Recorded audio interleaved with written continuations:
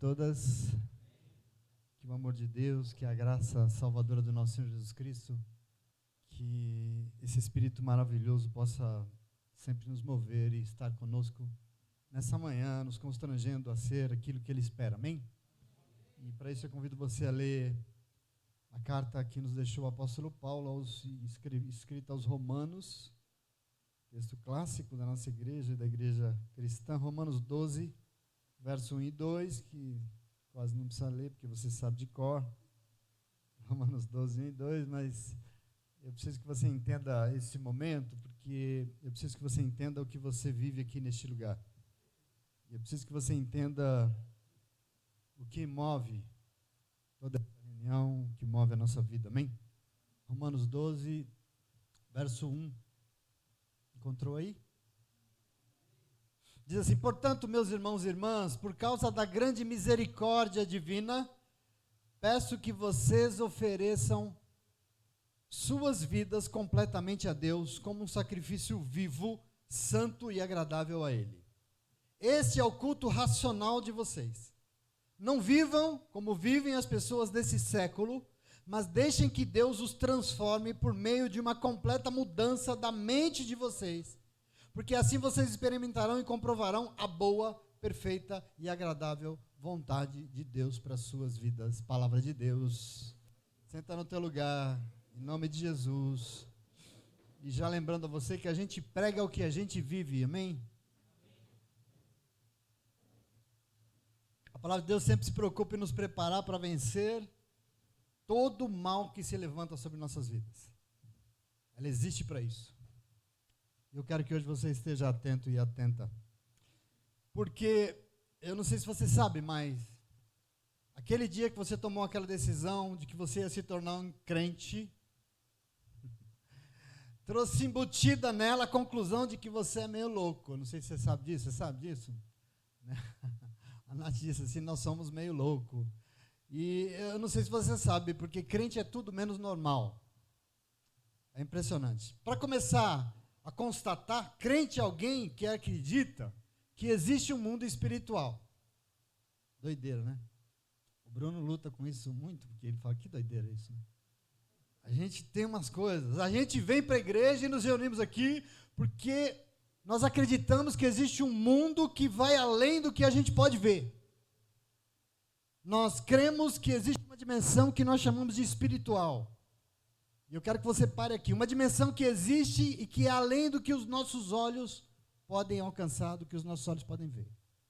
Crente é um bicho estranho. Essa dimensão é habitada por seres que não são físicos. São seres espirituais.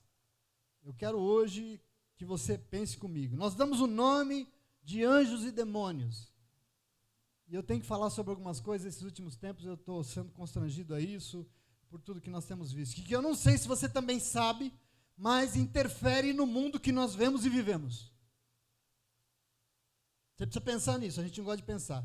Essa é a loucura dos crentes. Diz que tem um mundo, e esse mundo que nós habitamos não é movido somente por lógica. É um mundo que não é movido somente pelo acaso. É um mundo que não é movido somente por vontade humana, mas o mundo também é influenciado pelo mundo espiritual. Pode se sentir louco. Não tem problema não. Quer dizer que tudo que acontece conosco não é somente obra desse mundo físico, mas também acontece sob influência de um mundo espiritual. Isso é o que nós cremos. Toda vez que nós decidimos fazer algo, nós estamos sujeitos a ser influenciados pelo mundo espiritual. É isso que eu estou dizendo. É isso que somos nós. Como é um mundo que os olhos não veem, não aparece no microscópio de um cientista, por exemplo. Portanto, não está ao alcance da razão. Esse mundo não está ao alcance do raciocínio. Não é possível ver com esses olhos a existência do mundo espiritual. Por isso, ele só pode ser visto pelos olhos da fé. E é por isso que muita gente diz que ele não existe. Afinal, não estou vendo. Me mostra. Eu não estou vendo nada. E diz que não existe. Mas não é porque eu não vejo que não existe. Por exemplo, você ama alguém neste mundo? Ama? Pois é, você ama alguém neste mundo, então esse amor também não pode ser visto, e eu não posso dizer que ele não existe. Por quê? Porque as coisas não existem só porque os meus olhos aqui podem ver. Isso é muito importante. A verdade é que quanto mais nós nos diminuímos como seres humanos, mais a gente nega o mundo espiritual. Essa é uma verdade. Nem por isso ele deixa de existir. Aliás, eu já começo chamando a tua atenção que das figuras mais atuantes no mundo espiritual, ele adora dizer que ele não existe. Não sei se você sabe, a maior estratégia do diabo para agir neste mundo é dizer que ele não existe. Esse é o grande plano. Afinal, como é espírito não pode ser visto, então basta dizer que ele não existe e um monte de inocente cai direitinho nas suas ciladas. Eu estou pregando para crente nessa manhã, e eu não posso ver como eu tenho vídeo, ele vai reinando cada vez mais, ele vai dividindo cada vez mais, ele vai afastando as pessoas dos planos de Deus cada vez mais, e hoje você vai ser preparado para vencer o que mais tem causado mal nas nossas vidas, em nome de Jesus. E eu quero que você tome posse disso, porque isso diz respeito a você aqui neste mundo e aqui neste lugar, em nome de Jesus, amém? Ele se manteve oculto em grande parte da história das pessoas da humanidade. Por exemplo, no Antigo Testamento quase não se fala. Tem algumas citações. 1 Crônicas 21:1, por exemplo, diz: Satanás levantou-se contra Israel e levou Davi a fazer um recenseamento do povo. Comentáriozinho sobre ele. Outro pequeno, Zacarias 3:1 diz assim: depois disso, ele me mostrou o sumo sacerdote Josué diante do anjo do Senhor e Satanás à sua direita para acusá-lo. Uma citação no livro de Jó. Poucas vezes, poucas coisas, porque a verdade é que ele se manteve oculto por muito tempo, mas sempre esteve trabalhando, sempre esteve impedindo os planos de Deus, sempre usando alguns desavisados para impedir que as pessoas pudessem se reconciliar com o seu Criador. Isso é um fato que nós temos que encarar como povo de Deus, como esse povo doido que nós somos. Ele se manteve oculto nos cantos, nas sombras, até que alguém veio até nós e jogou uma luz. Até que alguém veio no mundo e iluminou tudo, e impressionante. Mas foi o Senhor chegar aqui e já começou a se revelar o que estava por trás de tudo e que ninguém enxergava. Foi a presença do Senhor que revelou que no mundo espiritual espíritos imundos agem e produzem muita destruição e aprisionam muita gente. Eu quero que você tome posse disso, porque é o médico que revela a doença, não tem jeito. Você precisa ficar atento, porque é o Salvador que chega e ilumina para mostrar a obra das trevas sendo feita para aprisionar as pessoas. É a chegada do Salvador ao mundo que nos deu a oportunidade de enxergar para dizer não para o mal. Ou não, né? Porque muita gente diz sim. E eu quero que você entenda, porque nesse mundo espiritual, então, não visível fisicamente, que nós cremos nele, ele é revelado e visto aonde? Na presença do nosso Senhor Jesus Cristo. Assim que você vê. E assim, por exemplo, basta você buscar a presença do Senhor, que os seus olhos da fé vão se abrir, e você verá a atuação maligna nos cantos, escondida, afastando as pessoas do Senhor, tentando dividir irmãos e irmãs, tentando agir, impedir que a obra de Deus seja feita no mundo. Lógico, a maior obra dele é impedir que os planos de Deus se realizem na terra, impedir que a obra de Deus, aquilo que Deus deseja fazer, se concretize na nossa vida. Nós somos enxergados, então não podemos ser inocentes. E você não é crente se você não tiver esse olhar. E eu quero que você tome posse disso. Exatamente por isso, o lugar, adivinha, onde isso é mais revelado, onde é? É na igreja.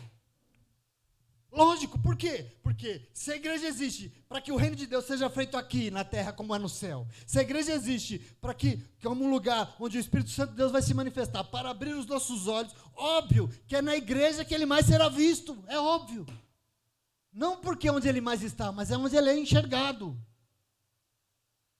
E eu quero que você tenha juízo de valor, crivo, para análise isso aqui. No mundo ele está lá, mas lá ele não é reconhecido, porque ele diz que não existe e as pessoas acreditam. Mas aqui não adianta dizer que não existe, porque aquele que habita este lugar, aquele que ilumina tudo, abre os nossos olhos da fé, e assim nós podemos ver todas as coisas, inclusive o mundo espiritual. Se você não vê, precisa ver, porque eu vejo. E nós temos que entender isso que é importante, que é exatamente na igreja o lugar em que o mundo espiritual é mais visto. E se você pudesse enxergar nesses últimos 11 anos, né, Lê? Nesses últimos 11 anos de vida dessa comunidade, as vezes em que o Senhor trouxe pessoas para cá, porque o Senhor desejava mudar vidas, e o diabo se levantou para dividir, você não faz ideia. Se você enxergasse, quando eu olho a história das pessoas que aqui congregam, em todas elas eu vejo a mesma mote. Vieram aqui e porque veio, teve um levante tentando afastar. Nós vamos enxergar isso. Você precisa começar a olhar a tua vida assim, porque é assim que vai ter vitória na tua vida, porque às vezes não tem, a gente patina e não vence, porque a gente não enxerga essas coisas. Levantou-se e tentou acabar com famílias nesse lugar. Levantou-se, por exemplo, e se levanta até hoje, tentou usar da mentira, do engano, para arrastar para fora, com propostas ridículas que envergonham o nome do Senhor, e eu não posso admitir isso. É o teu pastor que está pregando hoje, eu não posso admitir isso na tua vida, eu não posso. Eu quero que você tome posse disso. Aprenda uma coisa, ele sempre vai fazer e dizer que faz tudo em nome de Deus, sempre. Toda vez que isso acontecer na tua vida, mas o irmão falou de Deus, ele orou, ele rezou o Pai Nosso, ele sempre é de Deus, é tudo em nome de Deus. Quando na verdade ele age para impedir que Jesus seja o Senhor da tua vida, enxerga, em nome de Jesus. Ele faz tudo isso na vida de quem, lógico, é mais frágil espiritualmente, né? Porque basta dar uma de teimosinho, que a gente gosta de ser teimosinho, a gente não se posiciona devidamente no Senhor, pronto. Espiritualmente a gente fragiliza. E aí, não se engane, são nas pessoas e nos lugares que você mais preza, mais valoriza. Por exemplo, aqui, que você mais vai ver o mal, porque é aqui que o Senhor decidiu se revelar para você e te mostrar, é por isso que você vê. E você precisa tomar posse disso. Sua graciosa vontade, ele se revela para você, na tua vida, em nome de Jesus. E lógico, é aqui que o diabo vai usar os seus para impedir que essa vontade seja feita na tua vida. E você tem que ficar atento. Deus vai impedir que o diabo haja dentro da igreja? Não, não vai. Por quê? Não vai porque o Senhor deseja que você seja livre para escolher o que você quer. Você tem que entender o que é amor. Você tem que saber essa liberdade, que você o adore em liberdade, que você decida por ele, porque você escolheu e não porque você foi forçado. Tentação, por exemplo, serve para isso, para quê? Para que você escolha a quem você deseja dar ouvidos, é para isso que você é tentado. E o Senhor permite isso, a mentira e o engano, você vai ouvir a mentira e o engano do diabo, que tenta dizer que não é, ou é o Deus que diz que é, e ele quer ser o Senhor absoluto da tua vida. Você vai ouvir a quem? E eu preciso que a gente tome posse disso, porque eu já estou falando para uma igreja madura. Não cabe mais leitinho aqui não, com um todinho, chocolatinho. Eu estou falando para uma igreja que precisa comer picanha sólida, alimento sólido. Eu preciso disso em nome de Jesus. Isso tem me afligido. E eu preciso pregar o que a gente está vivendo aqui em nome de Jesus, amém? Deus deseja ser o Senhor. Quem é que escolhe? É Deus.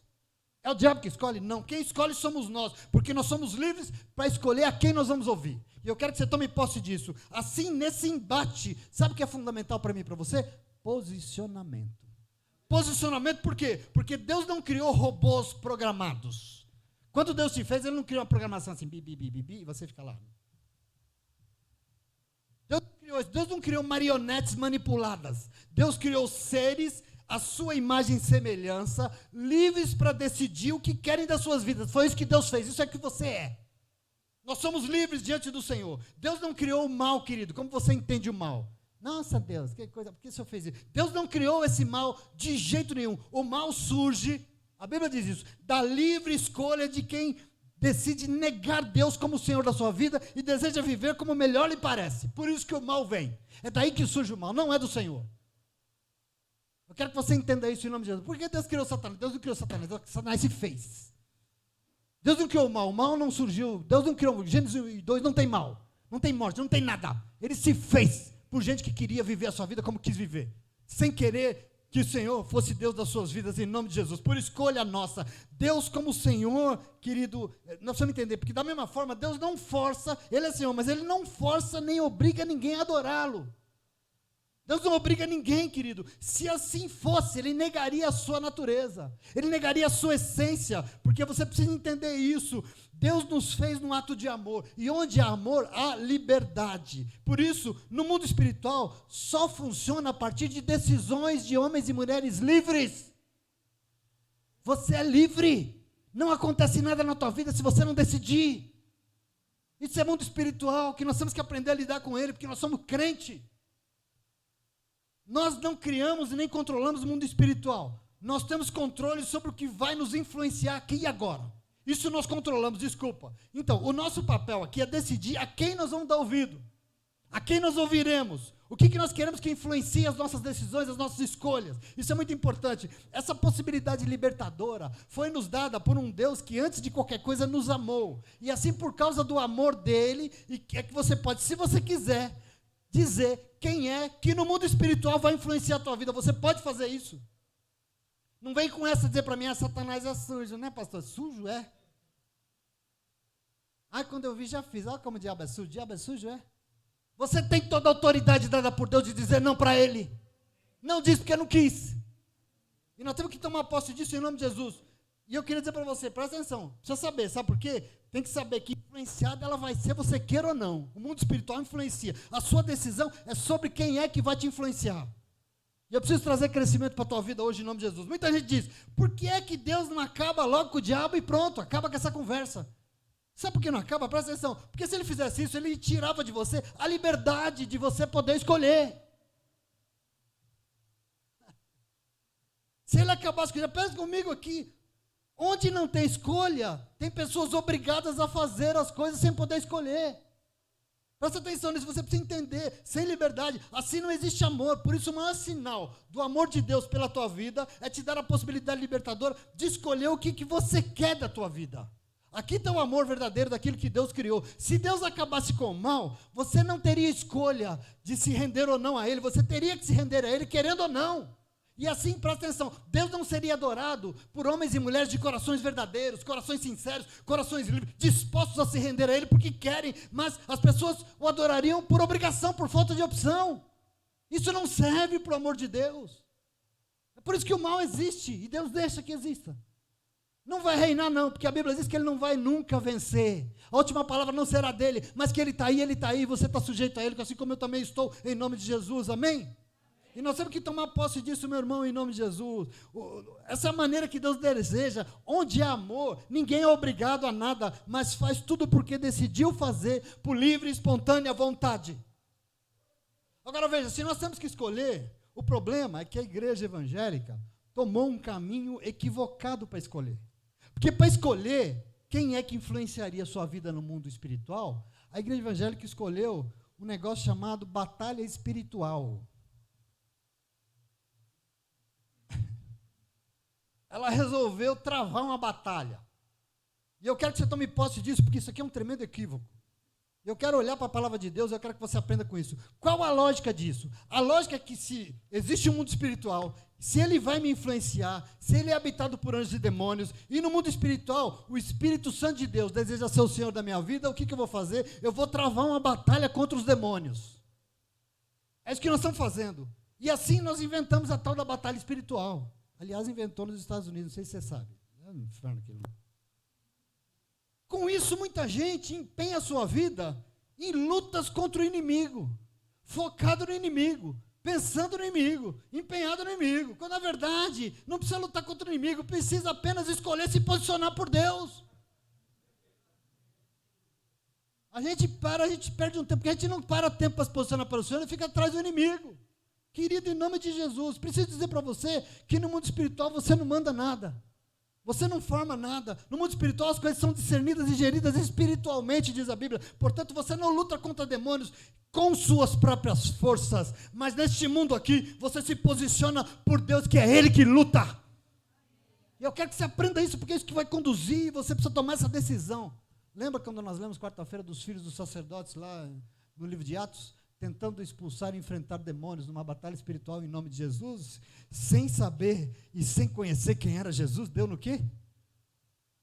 Eu quero que você entenda isso. Em muitas igrejas por aí, você ouve falar mais do inimigo do que de Jesus. Meu Deus! O povo tem que se encher de Jesus, não do inimigo, porque quando Jesus não tem inimigo. Mas a gente fica cantando louvores contra o nosso inimigo. Que diabo de canto inimigo? A gente tem guerra. Meu Deus do céu, a gente precisa entender isso, meu Deus. No mundo espiritual você não luta nada. Quem luta as suas lutas é o Senhor e os seus anjos, e Ele luta, presta atenção aqui, e não é você. Você precisa entender isso. O que é que eu faço então? Vou vestir a minha armadura e vou para a guerra contra o diabo? Não precisa. Simplesmente se posicione do lado do Senhor e Ele pessoalmente vai travar a batalha por você, no seu lugar. Ele vai vencer por você. Você acha que você é mais forte que Deus? É, Natália. E eu falo assim, fica quieta, deixa Deus falar. Não fala, né? Fica quieta, deixa Deus agir, não deixa, né? Eu ajo no lugar dele. A gente batalha, né, Natália? É impressionante, né, querido? Cadê a Adriana? Né, Adriana? A gente luta, né? E a gente tem essa noção de batalha. Na Bíblia Sagrada, você não trava batalhas contra o diabo. Ele simplesmente, a Bíblia te pede para você resistir a ele, porque ele já vai se afastar de você. Basta resistir que ele se afasta. A palavra de Deus te pede para você não dar ouvidos a ele, só isso. A única batalha que está na Bíblia Sagrada, que você precisa e nos exige, é o que nós aprendemos aqui na segunda-feira, que nós aprendemos que a única batalha é contra nós mesmos e a nossa carne. Essa batalha é minha e é tua, e nós temos que travar contra a nossa própria carne. Essa batalha nos cabe, eu quero que você tome posse disso, porque você aprendeu isso. Não existe batalha que você trava sozinho no mundo espiritual, isso não existe, você não é o cara, quem luta não é você, a única batalha que você trava é contra você mesmo e os seus desejos meio estranhos. Essa você precisa lutar. No mundo espiritual nós vencemos todas as coisas com posicionamento, e que nós nos posicionamos aqui, e esse que nós tomamos nesse mundo aqui e agora, porque quando nós escolhemos e nos posicionamos nesse mundo aqui pelo Senhor, Ele pessoalmente se levanta e vem lutar as tuas lutas, e aí eu quero dizer para você, quem é que vai te impedir? Agindo Deus, quem é que vai impedir? Agora, agindo eu, qualquer tonto impede. E eu quero que você tome posse disso, por isso eu insisto que o nosso papel é tão somente nos posicionar pelo evangelho da paz, e não da batalha. Porque o texto que as pessoas usam para a batalha espiritual é o do Efésios 6, né? Efésios 6 é uma bênção. Diz que nós não lutamos contra pessoas, mas nós lutamos contra potestades e forças espirituais, do mundo espirituais e tal. E ok, mas nós lutamos como? Vestindo uma armadura e indo lá enfrentar o diabo, é isso? É assim que nós lutamos? Não! O texto diz que nós lutamos nos revestindo de Deus. Porque nós nos convertemos, nós temos fé, nós vivemos a palavra de Deus, nós nos envolvemos na obra e nós vamos proclamar o evangelho da paz e não da batalha. Leia o texto direito. Compreenda aquilo que vai no coração de Deus. Você não luta, você se posiciona do lado do Senhor. Por isso a pergunta maravilhosa é: como é que eu me posiciono pelo Senhor? E a resposta é: se consagrando a Deus. Você está entendendo isso até aqui ou não? Sim ou não? Eu não posso ver o diabo derrubando gente nesse lugar, não posso ver. E por isso nós estamos nos posicionar. Como? Nós precisamos nos consagrar. A palavra de Deus é farta nesse assunto. Quando você vai procurar sobre isso na Bíblia, é um negócio que não para. E principalmente nas cartas do Novo Testamento. Tem demais. E hoje nós lemos o início de um capítulo que é fundamental quando o assunto é posicionamento, porque o apóstolo Paulo escreveu uma carta para uma igreja que ele não fundou. Essa igreja existe muito antes de Paulo. Quem fundou essa igreja foi o Espírito Santo de Deus, não foi Paulo. Priscila e Áquila é fruto do Espírito, não é fruto de Paulo, não. Muito, nós estamos aprendendo aqui nas quartas-feiras. Mas essa igreja convivia com um contexto bem complicado, em um lugar em que o diabo reinava de uma forma tremenda, intensa. Aliás, quando a carta aos Romanos foi escrita, o mal lá tinha nome, e o nome dele era Nero. O nome do coisa ruim. Só para você entender um pouquinho, se você ler o capítulo 12 da carta de Paulo aos Romanos, o capítulo inteiro, você vai ver ali, as exortações de Paulo são todas no sentido de a igreja se manter firme contra as investidas do mal, o capítulo inteiro. Por quê? Porque em Atos nós aprendemos que essa primeira igreja sofria muitas investidas, mas em Roma, que era a capital do império, as investidas malignas contra a obra eram muito maiores, eram mais intensas, e a maioria delas patrocinada pelo próprio imperador romano chamado Nero, porque Nero era um cara considerado pelos historiadores como um cara tirano, um cara extravagante, assim, um cara estranho. Os próprios livros de história dizem isso. É um dos traços, uma das formas que ele exercia mais a sua tirania, sabe como é? Era o fato de que ele era um implacável perseguidor daquele povo chamado cristão. Ele não suportava esse povo. E é para isso que Paulo está escrevendo lá. Não tinha muitos projetos, ele não era um cara que ele queria mudar tudo, ele assumiu o império muito novo, e ele tinha na cabeça dele muitos projetos arquitetônicos, ele queria mudar a cidade, projetos urbanísticos. Estranhamente, um dia, só para ilustrar aqui para você, começou ali em alguns bairros da cidade de Roma a pegar fogo. Vocês conhecem a história do Nero com a lira lá tocando e Roma pegando fogo? Alguns bairros começaram a pegar fogo, o incêndio foi terrível. E muita gente começou a dizer em Roma que aquele incêndio foi provocado. Afinal de contas, estão dizendo por aí as más línguas que os bairros que foram queimados foram os bairros onde moram os pobres lá em Roma. Na verdade, queimou algumas favelas que tinha lá. E não sei se por acaso também, mas era um lugar que moravam as pessoas que se chamam de cristãos. Estranho isso aí. Mas começaram então a dizer que o próprio Nero provocou um incêndio, porque ele queria naquela favela construir um palácio novo. Começaram a dizer isso. Começaram a espalhar. E aí, para fugir da acusação, o que o Nero fez? Culpou os cristãos pelo incêndio de Roma. Isso aqui é história, não é a Bíblia. culpou os cristãos. E um historiador romano da época, ele chama Tácito, é um cara, tem livros de história, registrou alguns detalhes dessa perseguição que se estabeleceu contra a igreja de Roma, que Paulo escreveu a sua carta. Presta atenção aqui, ele escreveu: Nero não conseguiu afastar aquela história de que o incêndio tinha sido mandado.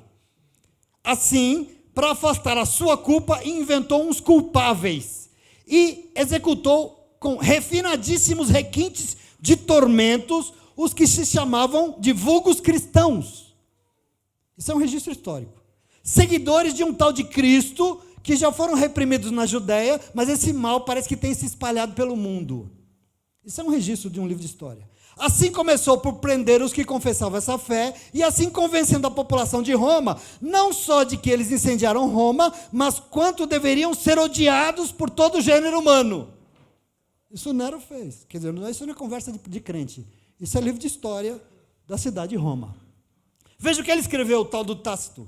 Os cristãos, então, eram presos e executados em Roma com sinais de crueldade. Uns eram cobertos de peles de animais ensanguentados, e os cães famintos os despedaçavam com os dentes. Outros, pregados em cruzes, eram queimados ao cair do dia como se fossem luminárias nas ruas. Registro histórico.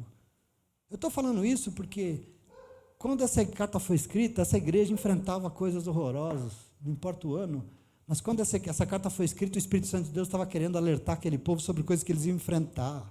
Nós aprendemos quarta-feira aqui, quando nós estudamos, que o Espírito Santo de Deus queria de qualquer jeito que Paulo fosse a Roma. Paulo tinha que ir a Roma. Agora eu estou entendendo aqui que não era por acaso, não é verdade? Afinal, ali na capital, o diabo estava decidido a impedir que o nome de Jesus fosse proclamado naquele lugar de qualquer jeito. Você entende a carta aqui? Aqui você precisa compreender. Quando Paulo escreve a sua carta, por exemplo, Priscila e Áquila, que nós aprendemos, já tinham voltado para Roma. Tinha saído de Éfeso, tinha voltado para Roma, e com absoluta certeza, Paulo, inspirado pelo Espírito Santo de Deus, aqui no capítulo 12, se preocupa em dizer aos irmãos e às irmãs ali, como eles deviam fazer para enfrentar todo o mal que ia se manifestar em Roma. Aqui está o carinho. Como? Se posicionando por Deus. Como é que a gente enfrenta o mal? Se posicionando pelo bem. Depois leia na tua casa, o capítulo 12 é maravilhoso, a gente só lê os 2 primeiros versículos, mas ele é maravilhoso, porque é o ensino de Paulo mostrando na igreja de Roma, que eles tinham que se posicionar como igreja do Senhor, para quê? Para vencer o mal. Vou ler algumas coisinhas para você ver, e aí ele diz assim: então, o amor de vocês tem que ser muito sincero, odeiem o que é mal, apeguem-se ao que é bom somente, Paulo diz. Ele diz assim, dediquem-se uns aos outros com um amor fraternal de irmãos, prefiram dar honra aos outros mais do que a si mesmos, nunca lhes falte o zelo, sejam fervorosos no espírito, sirvam ao Senhor, Paulo diz. No capítulo 12 ele diz: alegrem-se na esperança, sejam pacientes na tribulação e perseverem na oração. Os conselhos para enfrentar o mal, presta atenção aqui: abençoem aqueles que os perseguem, abençoem, não abençoem eles não, Paulo diz. Vocês são perseguidos, abençoe aqueles, alegrem-se com os que se alegram, chorem com os que choram, não retribuam ninguém, nunca, o mal com o mal, Paulo diz, façam todo o possível para viver em paz com todos. Veja Paulo aqui no capítulo 12, só mais uma coisa, ele diz assim: amados, nunca procurem vingar-se, mas deixem com Deus a ira, porque Deus já escreveu: minha é a vingança, diz o Senhor, porque eu retribuirei. Olha os conselhos que ele dá nesse momento da carta. Pelo contrário, se seu inimigo tiver fome, dá comida para ele. Se tiver sede, dê bebida para ele. Fazendo isso, você amontoará brasas vivas sobre a cabeça dele. Não se deixem vencer pelo mal, mas vençam o mal com o bem, diz Paulo.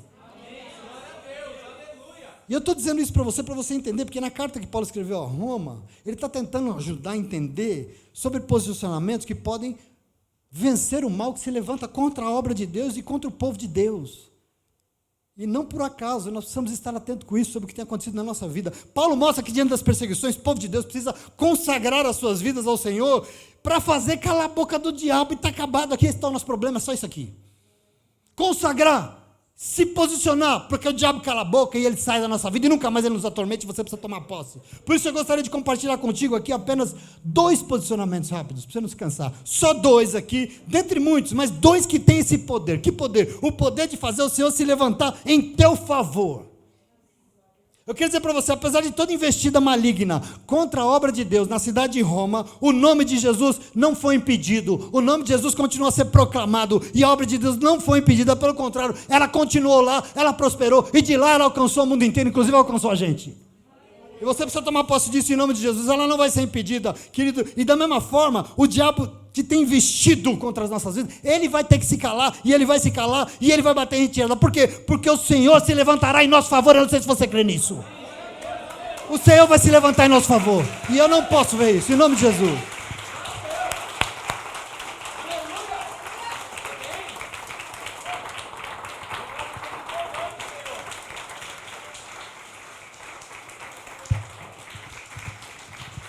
Por isso eu insisto, você não luta, você se posiciona. Como? Consagre a sua vida ao Senhor. Como? Primeira coisa, faça da sua vida uma grande e incompleta oferta ao Senhor. Quer aprender? Só duas coisas para não ser difícil. Quer vencer todo o mal que se levanta contra a sua casa, sua família, seus filhos, sua vida final, o diabo que for, não sei. Quer vencer? Consagre. Como? Primeira coisa, faça da sua vida uma grande e completa oferta ao Senhor. E eu estou dizendo isso por quê? Porque essa questão aqui é posicionamento, eu e você nos posicionamos consagrando toda a nossa vida ao Senhor. E nós consagramos aqui, fazendo de toda a nossa vida uma grande e completa oferta a Ele. Veja aqui o que o Paulo diz para abrir isso tudo e nos leva a esse caminho consagrado. E no verso 1 ele disse o quê? Ele disse: é uma igreja perseguida. Ele disse o quê? Portanto, meus irmãos e irmãs, por causa da grande misericórdia de Deus, peço que vocês ofereçam suas vidas completamente a Deus, como um sacrifício vivo, santo e agradável a esse, porque esse é o culto racional de vocês. Junta tudo que eu disse, nesse contexto que eles iam ter que enfrentar, de perseguição, do diabo se levantando contra a igreja, de morte, de tudo de ruim. Vença o mal. Começa quando? Consagrando. De que jeito? Faça isso, ofereça a sua vida como uma grande e completa oferta a Deus, como um sacrifício vivo, santo e agradável a Ele, porque esse é o culto racional que vocês têm que oferecer a Deus. Eu quero que você observe isso. Você sabe que a definição de consagração é você oferecer a alguém que tem o poder de tornar algo sagrado. Isso é consagrar. Consagração é uma oferta. Consagrar é oferecer a Deus, porque Ele pode tornar tudo sagrado. Aliás, só Ele. Só Ele. Então, consagração é isso. Portanto, para consagrar a sua vida, só tem um jeito. Faça da sua vida uma grande e completa oferta ao Senhor. Coloque a sua vida lá, porque você precisa entender, pois assim ela será consagrada. E eu quero dizer para você, se for consagrada, não tem força nesse mundo, em mundo nenhum, que tem poder e legitimidade para fazer qualquer mal na tua vida. Minha vida não é minha, o levante não é contra mim, a minha vida foi consagrada a Deus, toda ela foi ofertada ao Senhor. Eu não sei se você entende a dimensão disso, como isso aqui é maravilhoso, presta atenção aqui. Paulo ensina aos crentes de Roma que servo de Deus enfrenta o mal ofertando completamente a sua vida a Deus como um sacrifício vivo, santo e agradável a Ele, oferecendo a Deus um culto lógico, um culto pensado, um culto decidido, um culto racional, nada obrigado, nada forçado. Não, eu pensei, eu me posicionei, eu decidi e eu vou lá para a igreja oferecer ao Senhor a minha vida. Culto racional. Não, é logiquem a palavra em grego. É razão. Nós temos que decidir isso, nós somos livres para escolher. Você precisa entender isso. Você está aqui hoje de livre e espontânea decisão sua. Você veio porque você escolheu. Ninguém pode te forçar, porque o Senhor não te obriga a nada. O Senhor não te obriga a adorar Ele. E assim a primeira coisa que o apóstolo Paulo nos ensina nessa manhã é que não adianta decidir diante do Senhor, oferecer algo para o Senhor, mais ou menos, né? Como disse a minha irmã querida ali, meia boca. Não adianta. Presta atenção aqui, nós temos que... Se o nosso relacionamento é mais ou menos, a nossa força espiritual também vai ser mais ou menos. E assim nós vamos ser o mais fragilidade dos seres. Nós vamos estar fragilizados, querido. Então nós temos que oferecer a nossa vida por completo. Entenda isso, relacionamento com Deus nunca pode ser de qualquer jeito. Porque também vai ser de qualquer jeito o nosso posicionamento e também não tem consagração da nossa vida para Ele. E quando o mal vir, nós vamos ser arrastados. E eu não posso ver isso. Eu não posso ver você sucumbir no seu casamento, os seus filhos, a sua vida. Não posso ver isso. Nós temos que vencer o mal na nossa vida, meu irmão. Em nome de Jesus.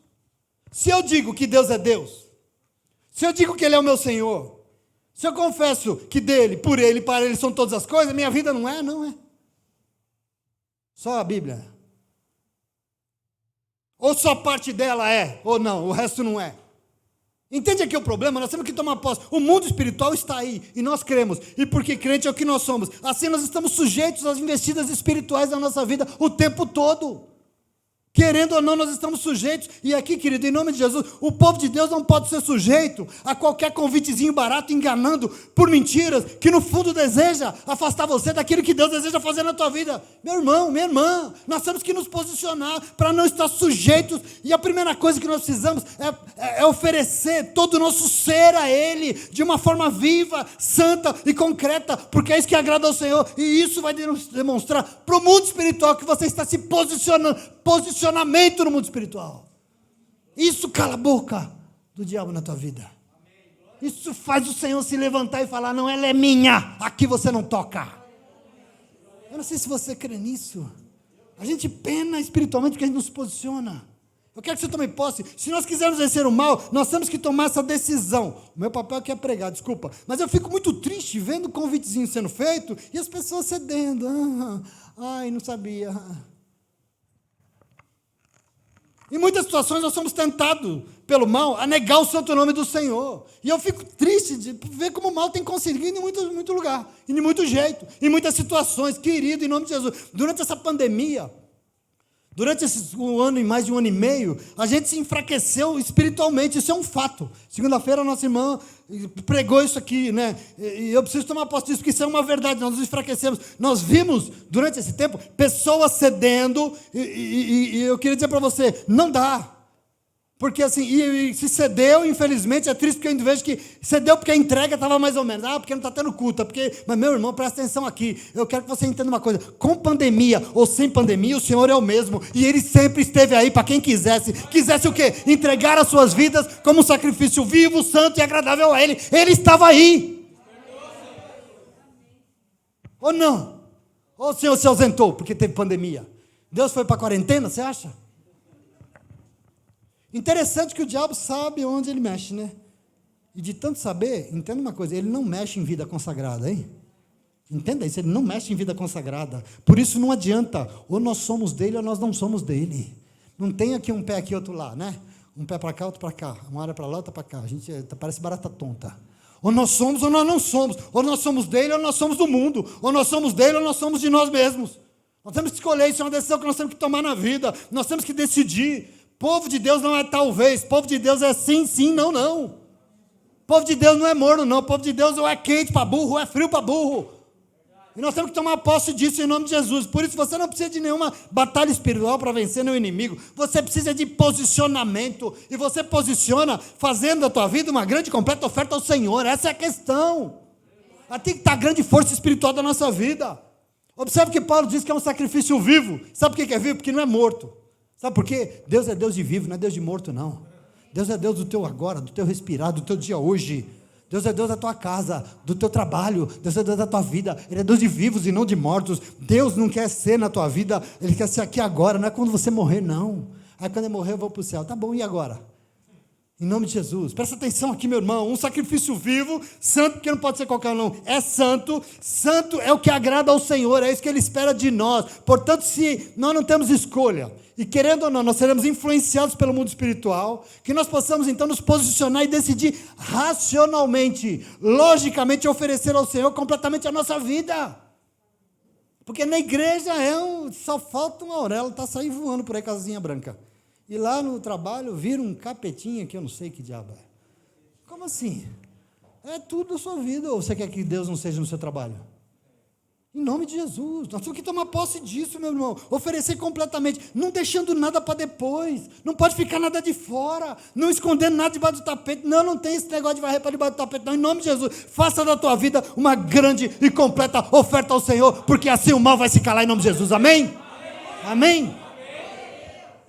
Você não luta, você se posiciona como? Consagre a sua vida ao Senhor, como? Segundo lugar, permita que o Espírito Santo transforme radicalmente quem você é. É muito simples. É simples demais. A palavra de Deus é muito fácil. Ai, ai. Como é que eu consagro? Permita que o Espírito... Não é você. Não é você.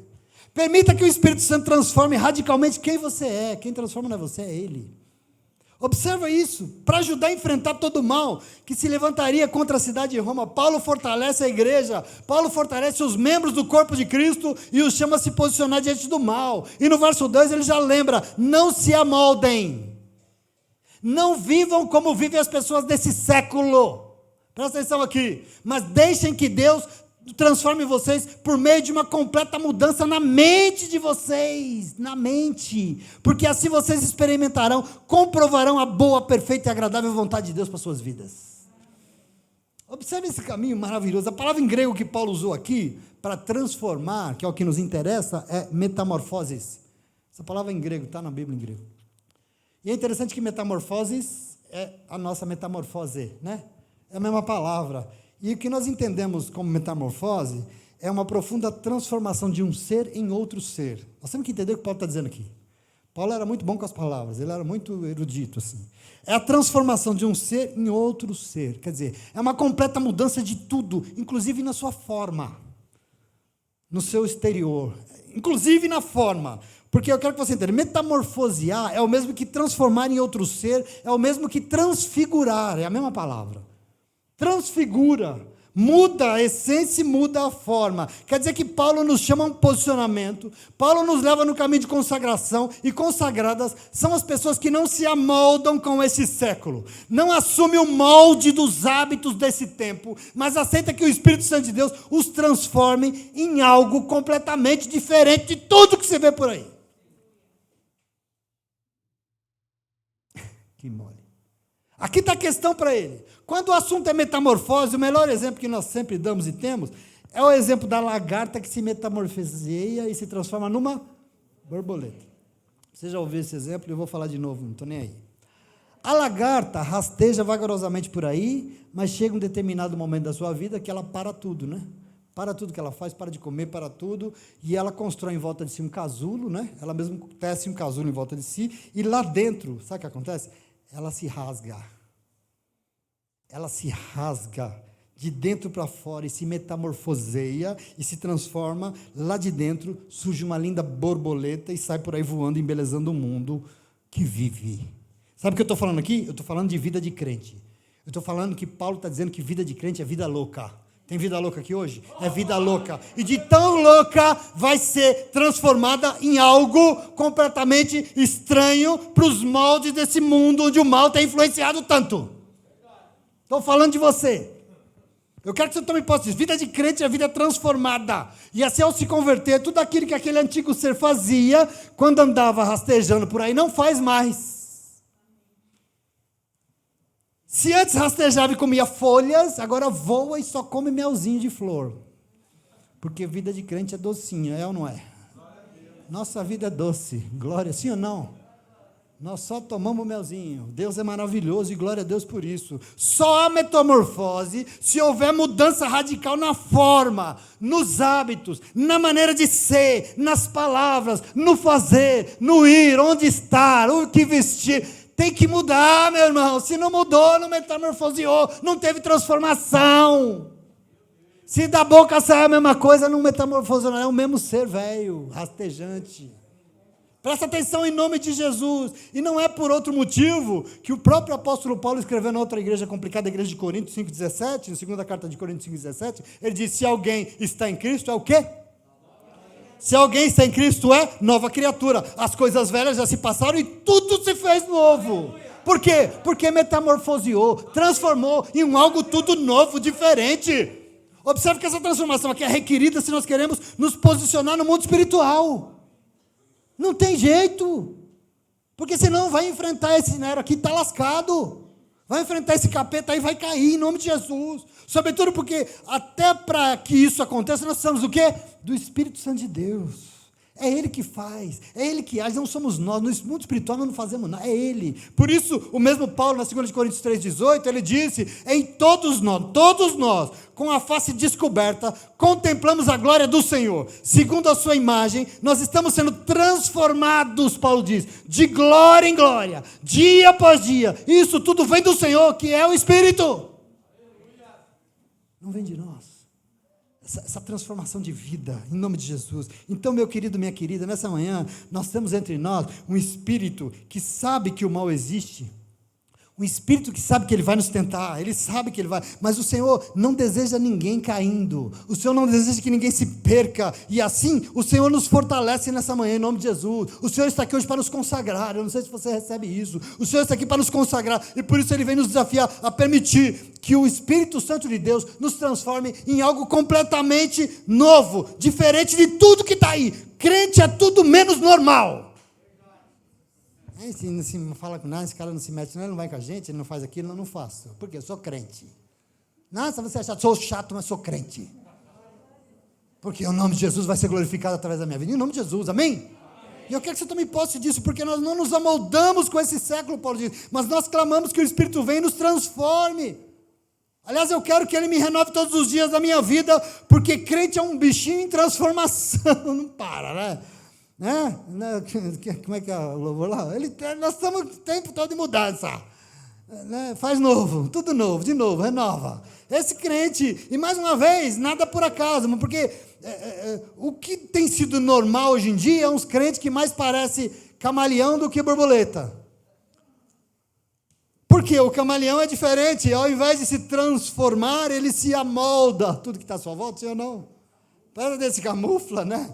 Vira agente secreto, quer dizer, ao invés de ele acaba se amoldando e assumindo a forma e as cores que estão à sua volta, que está aí, o nome disso é crente camaleão. Presta atenção aqui, repreende, chuta aqui esse capeta, em nome de Jesus. Não assuma isso não para você. Então, espiritualmente, assim as pessoas são os mais frágeis dos seres, não pode não. Assim o mal virá e ele sempre vai prevalecer na nossa casa, no nosso casamento, na nossa vida. Não pode não, o diabo vai arrastar assim mesmo, não pode. E nós não, e nunca veremos a vontade de Deus sendo realizada em nossa vida. Não pode. Não pode. Nós somos povo de Deus, nós somos feitos para vencer. Observe aqui que o desafio da palavra de Deus é que essa metamorfose se dê a partir de uma transformação da nossa, uma renovação da nossa maneira de pensar, né? Isso é um desafio da nossa mente. Eu acho que, porque se na nossa cabeça não tem mudança, se os nossos pensamentos são os mesmos de antes, se nós pensamos e queremos as mesmas coisas de antes, nós seremos as mesmas criaturas rastejantes de antes, ou não? E não pode. Fatalmente nós seremos igual. Por isso nós vamos renovar a nossa maneira de pensar. O Senhor não deseja ser adorado por um monte de povo que, inconsciente. O que eu estou fazendo aqui? Não sei. O que eu vou fazer aqui? Não sei. Não, inconsciente. Deus não quer isso.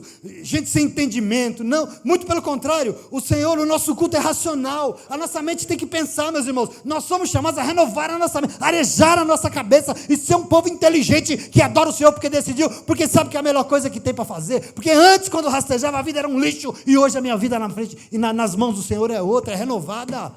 Nós decidimos racionalmente isso, nós mudamos a nossa forma de pensar. Se o mundo controla a nossa maneira de pensar, nós somos conformados. Mas se Deus controla a nossa maneira de pensar, nós somos transformados. Isso é muito importante, por isso Paulo disse, na carta aos Filipenses capítulo 2, verso 1 e 2, ele disse, se por não estarmos em Cristo, nós temos alguma motivação, ele diz, alguma exertação de amor, alguma comunhão no Espírito, alguma profunda afeição e compaixão entre nós, complete a minha alegria, tendo o mesmo modo de pensar. Muda o jeito de pensar. Preciso que você entenda o mundo espiritual. Porque nesse mundo existe a vontade do diabo para você. Eu sei que você está tentando o quê? Te afastar daquilo que Deus quer fazer. Esse é o papel dele. Mas nele também existe a boa, a perfeita e agradável vontade de Deus para a tua vida. E entre essas vontades, cabe a você se posicionar. Mas eu não quero escolher, então você vai ser escolhido. Judeu é inteligente. Judeu só tem dois caminhos. Ou você escolhe um dos dois, ou alguns dos dois vão te escolher. Geralmente o diabo escolhe. Porque Deus te ama e ele não. Ele te afronta. Você querendo ele não, ele te afronta. Deus te ama e ele só aceita se você for porque você quer. Em nome de Jesus, amém? Então nós temos que parar de colocar nas costas de Deus, na conta de Deus, tudo o que dá errado na nossa vida. Por quê? Porque o mundo espiritual está aí e ele vai nos tentar. E o papel do mundo espiritual que nos tenta é nos desviar. A intenção do mal é perseguir, é abater, é derrubar, é fazer desistir. Entretanto, no mesmo mundo espiritual está aí um Deus cuja vontade dele é boa, mas não é só boa, porque além de ser boa, ela é perfeita, mas não é só perfeita, além de boa, perfeita, ela é agradável, e cabe a mim e a você nos posicionar para que a vontade do Senhor seja soberana sobre nossa vida, porque assim, nenhuma ingerência maligna nesse mundo vai ter legalidade sobre você, sobre a tua vida, sobre a tua casa, sobre ninguém. Não é o diabo que é sujo, somos nós que não nos posicionamos.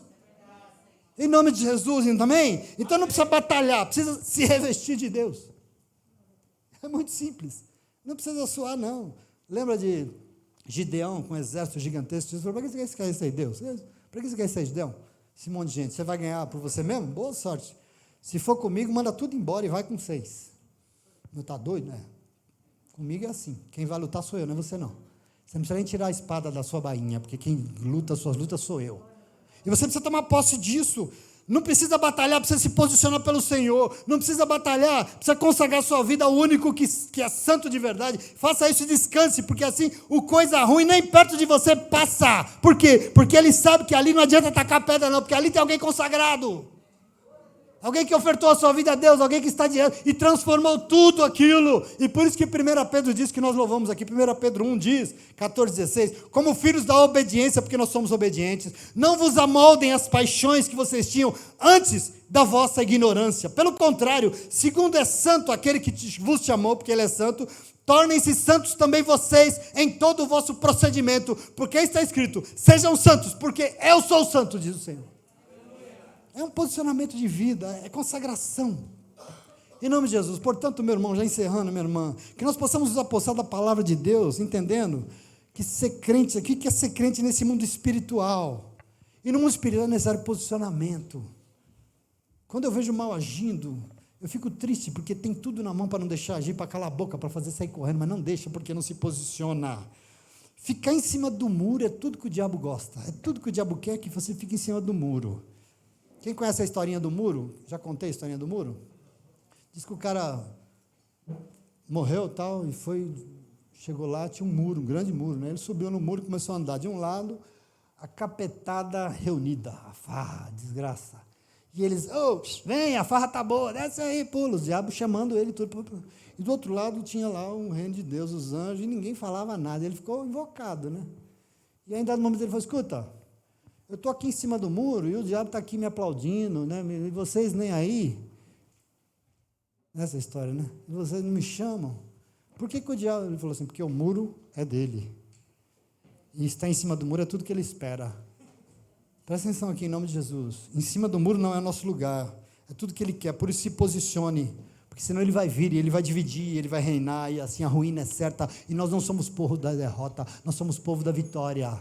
Nós vamos vencer em todas as situações da nossa vida. E como o Senhor não deseja nada disso, Ele veio mais uma vez e nos chamou. Ele veio e nos alertou para tomar um posicionamento. Ele veio nos chamar a consagrar na nossa vida. Como? Faça da sua vida uma grande e completa oferta ao Senhor. Faça disso. Não deixe nada de fora. Oferte tudo a Ele. E depois você permita que o Espírito Santo de Deus transforme radicalmente quem você é. Em nome de Jesus, amém. Quem você é. O mundo espiritual existe. Ele é morada diante de demônios.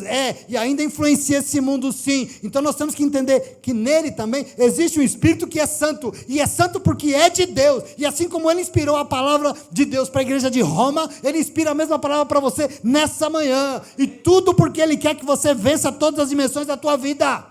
Nada vai ficar de fora, você vai vencer.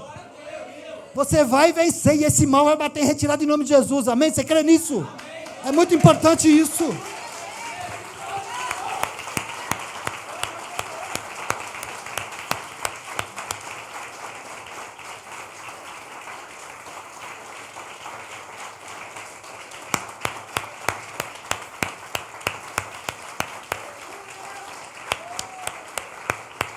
Aleluia.